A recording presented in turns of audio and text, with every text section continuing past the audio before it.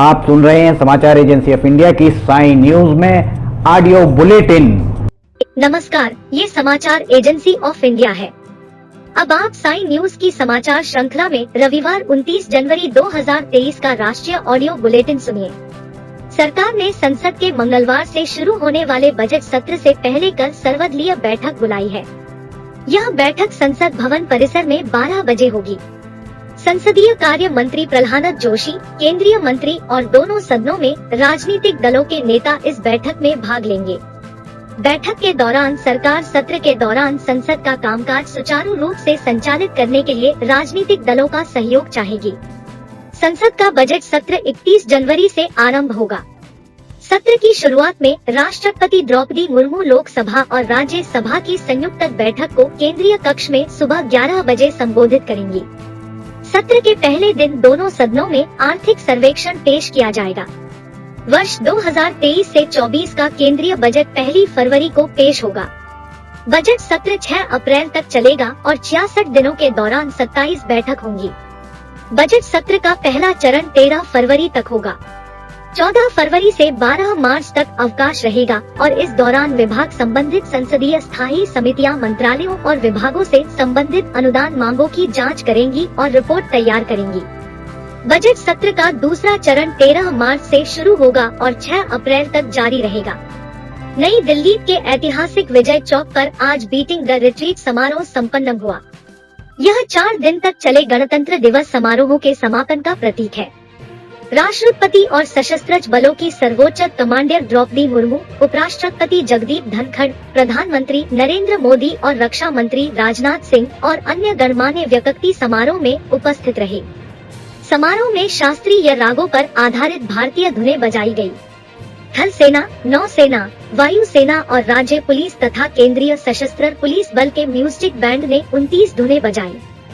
समारोह की शुरुआत अग्निवीर धुन के साथ हुई। इसके बाद अल्मोड़ा, केदारनाथ, संगम दूर, वियोन ऑफ सतपुड़ा, भगीरथी और कोंकण सुंदरी जैसी धुन बजाई गई। भारतीय वायुसेना के बैंड ने अपराजय अर्जुन, चरखा, वायु शक्ति और स्वदेशी धुन का प्रदर्शन किया। नौसेना की बैंड ने एकला चलो रे, हम तैयार है और जय भारती की धुनों से दर्शकों को रोमांचित कर दिया। थल सेना ने शंखनाद, शेरे जवान, भोपाल, अग्रणी भारत, यंग इंडिया, कदम कदम बढ़ाए जा और ए मेरे वतन के लोगों जैसी धुनों का वादन किया। समारोह का समापन सदाबहार धुन सारे जहां से अच्छाई से किया गया। हैदराबाद में आज स्टार्ट अप 20 की प्रारंभिक बैठक संपन्न हो गई। पेटीएम संस्थापक विजय शंकर शर्मा, संस्थापक और मुख्य कार्यकारी अधिकारी श्रद्धा शर्मा और अभिनेता और भारतीय स्टार्ट अप परिवेश में सक्रिय निवेशक सुनील शेट्टी तथा अन्य गणमान्य व्यक्तियों ने बैठक के दूसरे दिन अपना संबोधन दिया। उन्होंने स्टार्ट अप के संबंध में अपने अनुभव साझा किए। प्रधानमंत्री नरेंद्र मोदी ने कहा है कि भारत लोकतंत्र की जननी है और लोकतंत्र भारत की जनमानस की रगों और संस्कृति में रचाबसा है। आज आकाशवाणी से मन की बात कार्यक्रम की 97वीं कड़ी में उन्होंने कहा कि भारत दुनिया का सबसे बड़ा लोकतंत्र है और भारतीय समाज की प्रकृति भी लोकतांत्रिक है। उन्होंने कहा कि डॉक्टर भीमराव आम्बेडकर ने बौद्ध भिक्षुओं के संघ की तुलना संसद से की थी। श्री मोदी ने कहा कि इन संघों में प्रस्ताव और संकल्पई प्रस्तुत करने, गणपूर्ति यानी कोरम, मतदान और मतगणना के लिए स्पष्ट नियम थे। उन्होंने कहा कि बाबा साहेब का विश्वास था कि भगवान बुद्ध ने भी अपने समय की समस्त राजनीतिक प्रणालियों से प्रेरणा ली होगी। ब्रिटिश प्रधानमंत्री ऋषि सुनक ने कंजर्वेटिव पार्टी के प्रमुख नादिम जहावी को सरकार में सभी पदों से हटा दिया है। श्री जहावी को एक कर मामले में हेरा फेरी का दोषी पाया गया है। ब्रिटिश सरकार ने श्री सुनक के नैतिक सलाहकार लॉरी मैग्नास की जांच की एक रिपोर्ट जारी की है।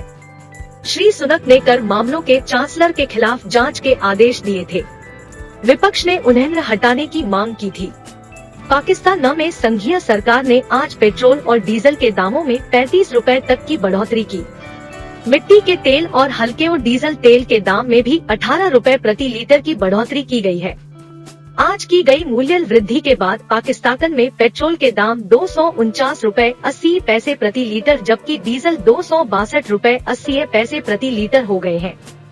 मिट्टी के तेल के दाम 189 रुपए 83 पैसे प्रति लीटर और हल्के डीजल तेल का मूल्य 187 रुपए प्रति लीटर हो गया है। पाकिस्तान के बलूचिस्तान प्रांत के लासबेला जिले में आज सुबह एक बस के खाई में गिरने से 44 लोगों की मौत हो गई। मीडिया की खबरों के अनुसार बस क्वेटा से कराची जा रही थी और इसमें 48 यात्री सवार थे। श्रीलंका 4 फरवरी को अपनी स्वतंत्रता की 75वीं वर्षगांठ मनाएगा।